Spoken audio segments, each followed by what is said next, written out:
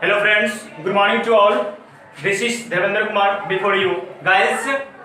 आज हम उपस्थित हुए हैं ब्रिलियंट कोचिंग सेंटर से आप लोगों के लिए इंग्लिश ग्रामर का एक सबसे महत्वपूर्ण टॉपिक को लेकर आज हम इस पे डिस्कस करेंगे. So I request to all guys who is new on my channel, please subscribe my channel 10 target and press the bell icon. Guys, मैं बार बार आपसे रिक्वेस्ट करता हूँ कि इस चैनल पे जितने भी वीडियो अपलोड किए जाते हैं वो सारा एजुकेशन से रिलेटेड होता है और ये आपके लिए काफी महत्वपूर्ण साबित होता है. तो इसको आप इमीडिएटली सब्सक्राइब करें और बेल आइकन को प्रेस करें और अपने दोस्तों को भी शेयर करें. तो गाइस, आज जो हम डिस्कस करेंगे वो आज इंग्लिश ग्रामर का एक बैकबोन है यानी मैक्सिमम टॉपिक जो इंग्लिश ग्रामर का है इसी पे बेस्ड है और उस चैप्टर का नाम है tense. We will discuss on tense today. So हम हेडिंग बनाते हैं टेंस का और फिर टेंस में क्या क्या पढ़ना है वो सारे कुछ को हम कवर करेंगे. तो एक प्यारा सा वर्ड है टेंस. टेंस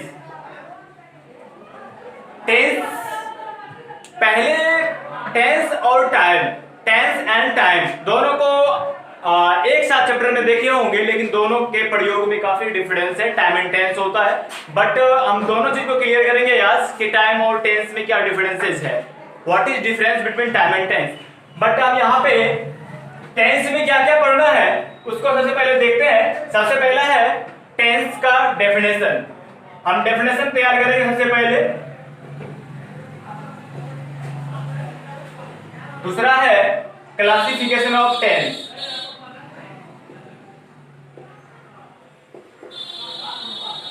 तीसरा है types of tense.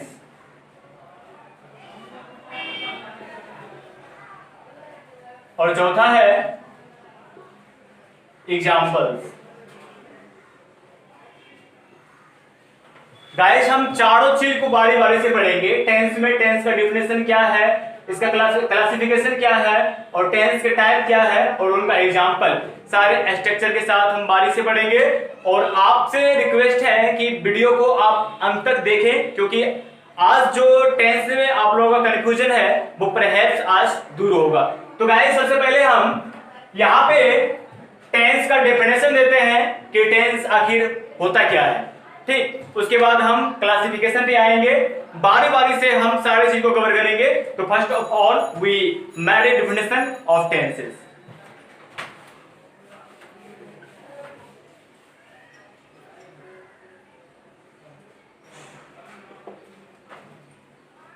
Tenses are a form of verb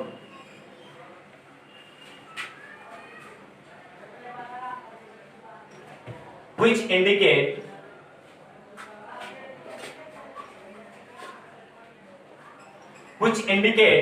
the time or a state of an action or event. आप यहाँ पे देख रहे हैं डिफिनेशन का मतलब परिभाषा होता है कि हम टेंस को किस तरह से परिभाषित कर सकते हैं. तो tenses are form of verb.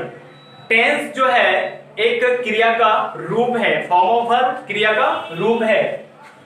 Which indicates जो दर्शाता है the time जो समय को दर्शाता है और an state of an action किसी भी कार्य की अवस्था को दर्शाता है या फिर इवेंट को दर्शाता है कि किस समय कोई कार्य हुआ है, कोई घटना हुआ है, इसको टेंस दर्शाता है.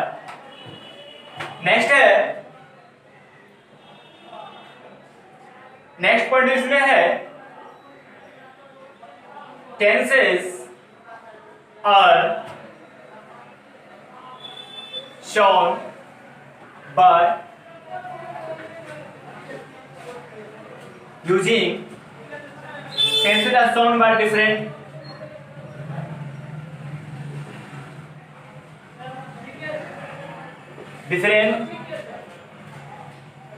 types of verb। आणि टेंस का tenses are shown by different types of verb. Tense जो है अलग अलग वर्ब को दर्शाता है कि किस टेंस में कौन सा वर्ब का प्रयोग हुआ, किस काल में कौन सा वर्ब का प्रयोग हुआ, वो विभिन्न प्रकार के वर्ब को शो करता है।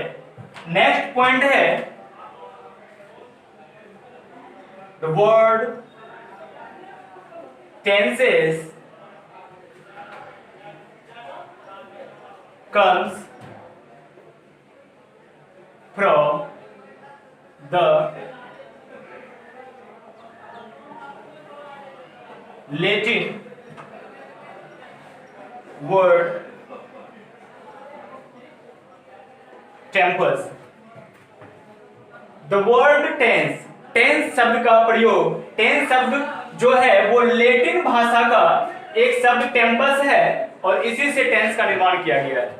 और टेंस का जो उत्पत्ति हुआ है वो लेटिन भाषा का एक शब्द जो है जिसका नाम टेम्पस है, उसी से टेंस का निर्माण हुआ है। आई होप ये तीनों पॉइंट को आप कवर कर लिए होंगे और मैं आपसे रिक्वेस्ट करता हूं कि आप इसको स्क्रीनशॉट ले लीजिए ताकि आप इसको बार बार रिवाइज कर सकते हैं, आप इसको अपने अनुसार से इसको याद कर सकते हैं, जो कि आपके लिए काफी महत्वपूर्ण होगा। तो आई होप आप इसको नोट कर लिए होंगे। अब मैं आगे बढ़ता हूं।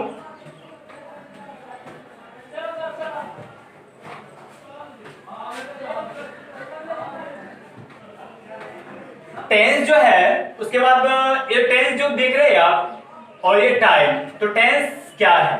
टेंस एक्चुअली टाइम नहीं है, टाइम अलग है, टेंस अलग है। और मैंने बचपन में पढ़ा था टेंस 3 प्रकार के होते हैं, वो टेंस 3 प्रकार का नहीं होता है, टेंस एक्चुअली 4 प्रकार का होता है। और टाइम जो होता है ना, टाइम 3 प्रकार का होता है। तो यहाँ पे टेंस जो है ना क्या शो करता है, वो टाइम ऑफ एक्शन को शो करता है, टाइम ऑफ एक्शन। यानी टेंस क्या शो करता है, टाइम ऑफ एक्शन। एक छोटा सा परिभाषा है, टाइम ऑफ एक्शन यानी क्रिया के समय को दर्शाता है, टेंस दर्शाता है। और जब भी एक्शन की बात करते हैं हम, तो एक्शन क्रिएट कौन करता है, वर्ब। जब तक हम वर्ब नहीं देंगे तो फिर एक्शन होगा नहीं, इसलिए एक्शन की जब भी जिक्र होती है तो वहां पे वर्ब को होना बहुत जरूरी होता है। और वर्ब कितने प्रकार के होते हैं, वर्ब मैन्युअली ये 5 प्रकार के होते हैं, V1, V2, V3, V4 और V5। और जिसमें हम V4 में ing जोड़ते हैं V1 के साथ, ठीक। और V5 में क्या करते हैं, हम V1 के साथ S या ES जोड़ते हैं, ठीक। फिर से इसको समझते हैं। टेंस जो है वो टाइम ऑफ एक्शन को शो करता है और एक्शन किससे होता है, वर्ब से होता है। और वर्ब कितने प्रकार के होते हैं, 5 प्रकार के होते हैं। कौन कौन, V1, V2, V3, V4 and V5। V4 का निर्माण कैसे होता है, वर्ब 1 में हम ing ऐड करते हैं तो वो V4 बनता है। और V5 का निर्माण कैसे होता है, जब हम V1 में S या ES जोड़ते हैं तो हम V5 का निर्माण करते हैं। तो हम ये सारे चीज को भी बताएंगे कि S और ES कब जुड़ेगा, उसका भी एक छोटा सा नियम है, उसको भी देखेंगे। सबसे पहले अब यहाँ पे जो टाइम जो देख रहे हैं आप, टेंस जो है टाइम ऑफ एक्शन को शो करता है और ये टाइम जो है ये 3 प्रकार का होता है।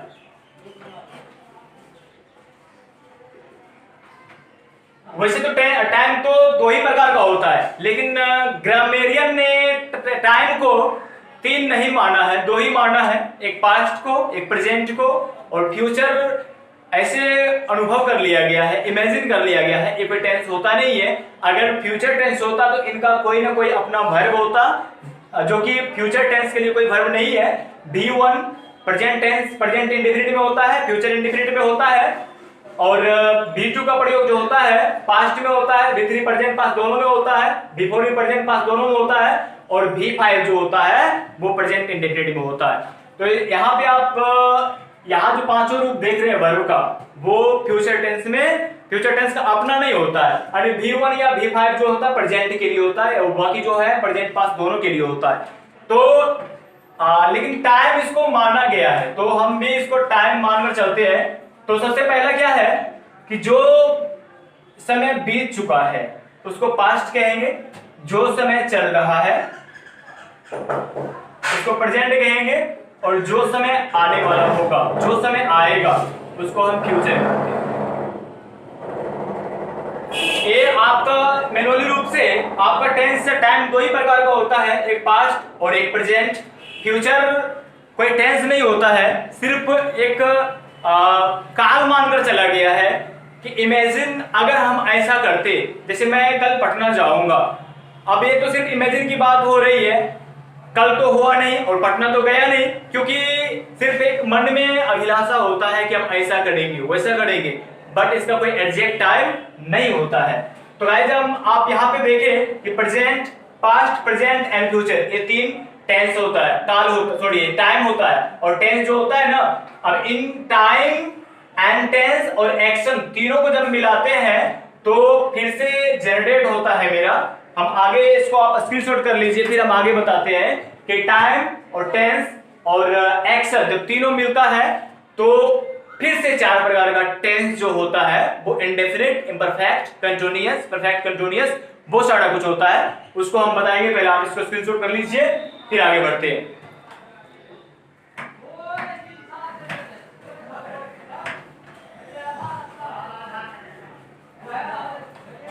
नेक्स्ट है, अब टेंस और टाइम दोनों को मिलाने से हमारा जो नेक्स्ट चार प्रकार होते हैं टेंसेस का, वो है फर्स्ट में इंडेफिनिट, इंडेफिनिट, दूसरा है कंटिन्यूअस, तीसरा है परफेक्ट और चौथा है परफेक्ट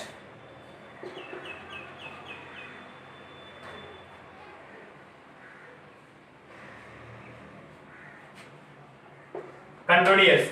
और ये जो है ना, प्रेजेंट के साथ भी यही चारों रहेगा, पास्ट के साथ भी यही चारों रहेगा और फ्यूचर के साथ भी यही चारों रहेगा। आने का मतलब ये हुआ टोटल 4 into 3 = 12, यानी 10 12 होते हैं, 12 होते हैं। Present indefinite, present continuous, present perfect continuous, sorry present perfect और चौथा है प्रेजेंट परफेक्ट कंटिन्यूअस। जब पास्ट में इस चार को फिर देखेंगे तो past indefinite, past continuous, past perfect और पास्ट परफेक्ट कंटिन्यूअस। फ्यूचर में भी इसी तरह से होगा, future indefinite, future continuous, future perfect और फ्यूचर परफेक्ट कंटिन्यूअस। यानी यही चार प्रकार का टेंस है जो कि अलग अलग टाइम में यूज किया जाता है। प्रेजेंट में भी इसी चारों को यूज किया जाता है, पास्ट में भी इसी चारों को यूज किया जाता है और फ्यूचर में भी सेम है।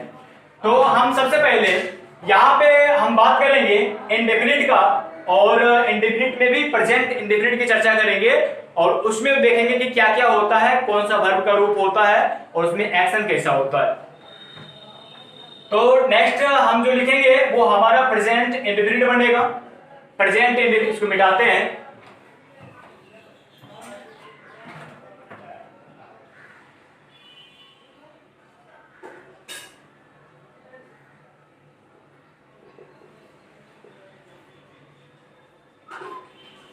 Present indefinite tense. Present indefinite tense जब हम इसका जिक्र करते हैं तो वैसे भी हम बचपन में पढ़े थे कि जिस हिंदी वाक्य की क्रिया के अंत में ता है, ती है, ता हूं, ती हूं इत्यादि कुछ लगा रहेगा, तो ऐसे वाक्यों को हम प्रेजेंट इंडेफिनिट टेंस में बनाएंगे। ये बात सही है, बट 100% जो है ना, हम हिंदी के वाक्य पहचान पे जाएंगे तो आगे चल करके प्रॉब्लम होगा, क्योंकि टेंस जो होता है ना, कुछ पहचान भी काम करता है लेकिन 100% पहचान काम नहीं करता है। एक्शन को देखा जाता है कि आखिर एक्शन हुआ कब। तो मेन कंसेप्ट इसका यही है कि एक्शन कब क्रिएट हुआ है, एक्शन कब हुआ है, उसको देख करके हम सेंटेंस को बनाते हैं। कभी कभी ऐसा लगता है कि पहचान कुछ और होता है और उसको जब बनाते हैं तो किसी और टेंस में बनाना पड़ता है। तो हम हमेशा पहचान पे नहीं जाएंगे, तहती है तो नहीं रटना है, सिर्फ देखना है कि प्रेजेंट इंडेफिनिट टेंस में एक्शन होता क्या है। तो यहाँ पे जो देख रहे हैं, प्रेजेंट का मतलब तो हो गया आपका वर्तमान, यानी जो समय चल रहा है, और इंडेफिनिट का मतलब होता है ऐसा काम जो निश्चित नहीं है, जिसके होने का कोई निश्चित समय नहीं है, वो आपका रेगुलर रूप से हमारे दैनिक जीवन में यूज होते रहता है। अनसर्टेन वर्क, अनसर्टेन एक्शन, ऐसा एक्शन हम प्रेजेंट इंडेफिनिट टेंस में ही करते हैं। तो यहां पे देखेंगे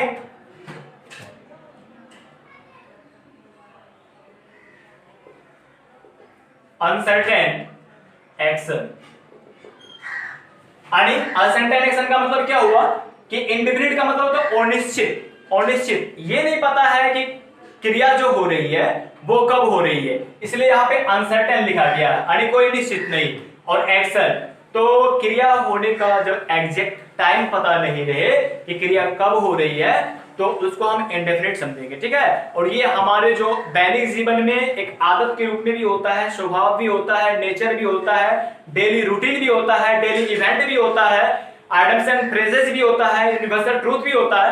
वो सारे चीज को हम यूजेज ऑफ प्रेजेंट टेंस में लिखाएंगे। प्रेजेंट इंडेफिनिट टेंस का जब यूजेज पढ़ाएंगे तो हम वहां पे बताएंगे कि प्रेजेंट इंडेफिनिट टेंस का प्रयोग कहां कहां होता है, वो सारे चीज को हम बारीकी से देखेंगे। पहले इसके कंसेप्ट पे आते हैं, जो इसका बेसिक कंसेप्ट है कि कैसे स्ट्रक्चर को बनाया जाए, कैसे सेंटेंस का निर्माण किया जाए, ट्रांसलेशन कैसे बनाया जाए, B5 कैसे लगाना है, ये सारी चीज को देखते हैं। फिर यूजेज ऑफ टेंस में हम सारी चीज को बताएंगे कि प्रेजेंट इंडेफिनिट टेंस का प्रयोग कहां कहां होता है। तो हम जब प्रेजेंट इंडेफिनिट का जो बात करते हैं तो प्रेजेंट इंडेफिनिट इनका जो बात करते हैं तो इसमें दो चीज होता है। एक जो होता है ना, एक सेंटेंस, इसमें पहला सेंटेंस जो होता है असर्टिव पढ़ते हैं, जिसको हम पॉजिटिव सेंटेंस भी कह सकते हैं। असर्टिव, ASSERTIVE हो गया, सॉरी, ASSERTIVE, असर्टिव सेंटेंस। और प्रेजेंट इंडेफिनिट टेंस का जो पहला जो होता है असर्टिव सेंटेंस, जिसको हम पॉजिटिव सेंटेंस भी कहते हैं, उसको कैसे बनाएंगे कि सेंटेंस अगर असर्टिव होगा, प्रेजेंट इंडेफिनिट का होगा, तो उसको हम कैसे बनाएंगे, उन चीजों को देखना है। तो असर्टिव सेंटेंस को लगभग दो भागों में बांटा गया है। जो पहला है असर्टिव सेंटेंस जो होगा वो एक तो अफर्मेटिव होगा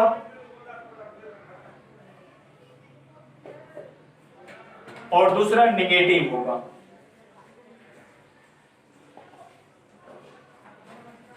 इसको हम पॉजिटिव सेंटेंस, इसको हम नेगेटिव सेंटेंस भी कह सकते हैं। और ये दोनों सेंटेंस अफर्मेटिव और निगेटिव दोनों असर्टिव ही होता है। तो अफर्मेटिव की जब बात करेंगे तो अफर्मेटिव सेंटेंस का स्ट्रक्चर क्या होगा और निगेटिव सेंटेंस का स्ट्रक्चर क्या होगा, तो उसको हम देखेंगे। तो सबसे पहले असर्टिव सेंटेंस, अफर्मेटिव सेंटेंस को क्लियर करेंगे, फिर निगेटिव पे आएंगे कि निगेटिव कैसे बनाया जाता है, उसका स्ट्रक्चर क्या होता है। तो आप इसको नोट कर लीजिए, मैं इस चीज को फिर से मिटाकर लिखूंगा और बताएंगे हम कि अफर्मेटिव सेंटेंस में सिंगुलर सब्जेक्ट के साथ क्या करना है, प्लूरल सब्जेक्ट के साथ क्या करना है, और उसको सेंटेंस में अगर रहेगा तो उसको कैसे हम सेंटेंस को ट्रांसलेट करेंगे, वो सारी चीज को बताएंगे। एक बार इसको स्क्रीनशॉट कर लीजिए, फिर से बताता हूं। प्रेजेंट इंडेफिनिट टेंस को, इंडेफिनिट का मतलब होता है अनिश्चित, जो समय पता नहीं चलता है, जो समय किस समय कोई काम हुआ है, एग्जैक्ट टाइम पता नहीं होता है, उसको अनसर्टेन एक्शन कहते हैं। और इंडेफिनिट टेंस को जब हम असर्टिव सेंटेंस में यूज करते हैं तो असर्टिव सेंटेंस को दो भागों में बांटा गया है। जो पहला है आपका अफर्मेटिव और दूसरा है निगेटिव। आई होप आप इसको स्क्रीनशॉट कर लिए होंगे और मैं ऐसा अफर्मेटिव सेंटेंस में बताऊंगा कि स्ट्रक्चर कैसे बनता है।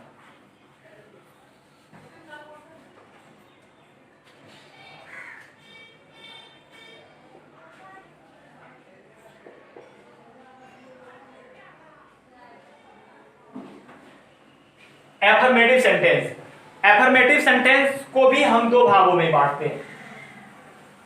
Affirmative sentence is divided into two parts. पहला है सिंगुलर सब्जेक्ट, प्लूरल सब्जेक्ट पहले रखते हैं, प्लूरल सब्जेक्ट, और दूसरा है सिंगुलर सब्जेक्ट।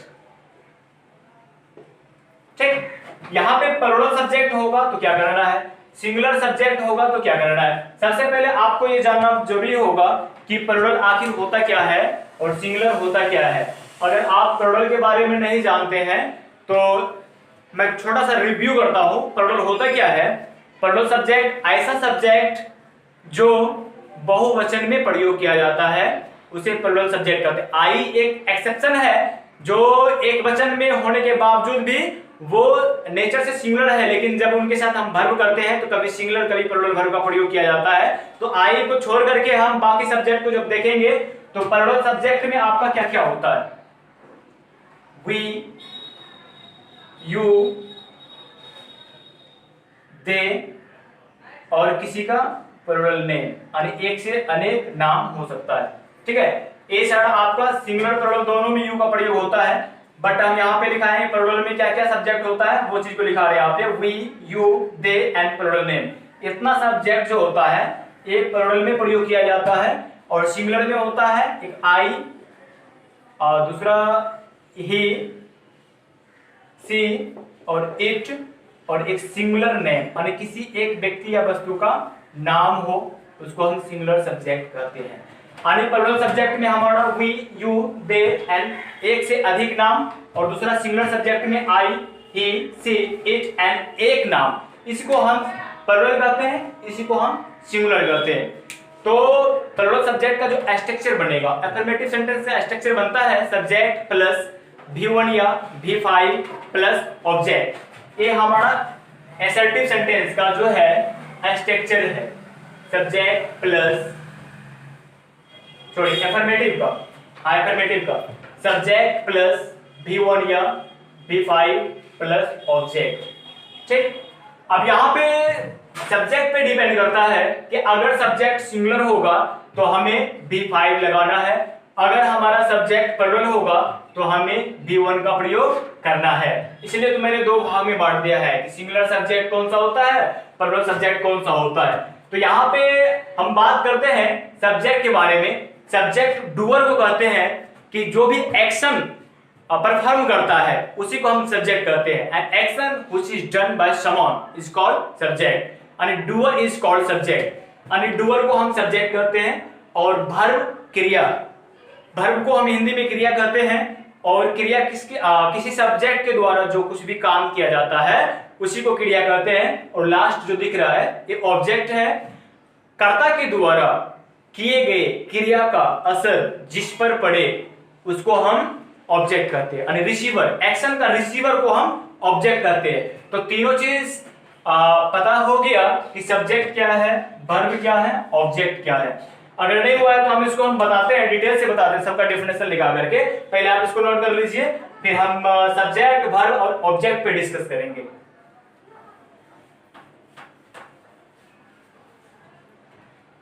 तो सब्जेक्ट जो है ना, सबसे पहला एस फॉर सब्जेक्ट होता है। सब्जेक्ट को हिंदी में हम क्रिया कहते हैं, और क्रिया का डेफिनेशन होगा doer is called subject. Doer is called subject, अरे क्रिया करने वाले को हम सब्जेक्ट कहते हैं। सब्जेक्ट क्लियर हो गया। दूसरा है verb, V for verb. Verb इसका हिंदी अगर लिखें तो क्रिया लिखना, सॉरी सब्जेक्ट का कर्ता होता है, सब्जेक्ट का कर्ता होता है। ठीक, वर्ब का क्रिया होता है, और क्रिया एक्शन को कहते हैं। Action is called verb, action is called verb, यानी कोई भी एक्शन हो उसी को हम वर्ब कहते हैं। Action is called verb. Next है मेरा ऑब्जेक्ट।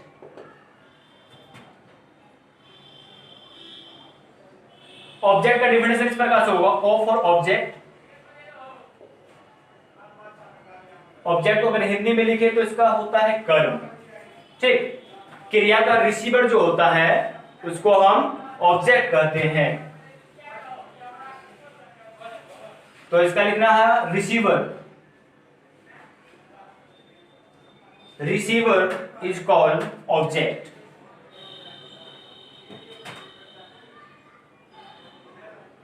रिसीवर का मतलब ये हुआ कि एक्शन का जो रिसीव करता है, जिस पे एक्शन होता है, जिनसे एक्शन कर्ता के द्वारा जो किए गए क्रिया है उनका इफेक्ट जिस पे पड़ता है, हाँ उसी को हम ऑब्जेक्ट कहेंगे। इसीलिए इसको हम रिसीवर कहते हैं, यानी क्रिया का जो है असर जिस पर पड़ेगा, जिस क्रिया का वो एक्शन को रिसीव करेगा उसी को हम ऑब्जेक्ट कहते हैं। तो आई होप आप तीनों चीज को बारी से जान गए होंगे। एस फॉर सब्जेक्ट होता है, बी फॉर वर्ब होता है, और ओ फॉर ऑब्जेक्ट होता है। अब नेक्स्ट है यहाँ पे, आप यहाँ तो क्लियर हो गया, लेकिन यहाँ पे कुछ बच्चों के मन में कंफ्यूजन होता है कि कब V1 कब V5 यूज लगाना है। तो मैंने अभी तो बताया था कि प्लूरल सब्जेक्ट के साथ में हम V1 का प्रयोग करते हैं और सिंगुलर सब्जेक्ट के साथ में हम V5 का प्रयोग करते हैं। तो V5 बनता कैसे है? V5 equal to V1 plus S या ES या फिर IES, यानी इन तीनों चीज को वर्ब के प्रथम रूप में इन तीनों चीज को जोड़ने से हम V5 का निर्माण करते हैं। तो इसका कुछ पार्टिकुलर नियम है कि कुछ ऐसे लेटर जिसका अंतिम अक्षर एक निश्चित वर्ड एक निश्चित लेटर होता है वो लिखाएंगे हम, तो उसमें S या ES जोड़ेंगे। तो कब S जोड़ना है, कब ES जोड़ना है, कब IS जोड़ना है। फिर V5 बनाने के लिए नियम है, V1 बनाने के लिए कुछ नहीं करना पड़ता है। V1 ऑलरेडी वो वर्ब का पहला रूप है और वो प्लूरल में होता है, उसमें हमें छेड़छाड़ करने की कोई जरूरत नहीं है। बस सिंगुलर सब्जेक्ट के लिए हम V5 जो निर्माण करते हैं उनमें S या ES या फिर IES को लगाते हैं। तो कुछ ऐसे लेटर है वर्ब, उसका एक नोट बनाते हैं। ए वर्ब, इसको नोट में लिख लीजिएगा। A verb which ends with the letter, a verb which ends with the letter, सबसे पहले CH, SH, double S, O, X और Z भी है। इतना जो लेटर यहां पे दिखाई दे रहा है, इतना एक निश्चित लेटर है और इसी के साथ हम क्या करते हैं, S या ES को जोड़ते हैं। S या ES सॉरी, इसके साथ में हम सिर्फ S ES को जोड़ते हैं। अब यहां पे हमें 2 काम करना था, एक 3 काम करना है। तो सबसे पहले हम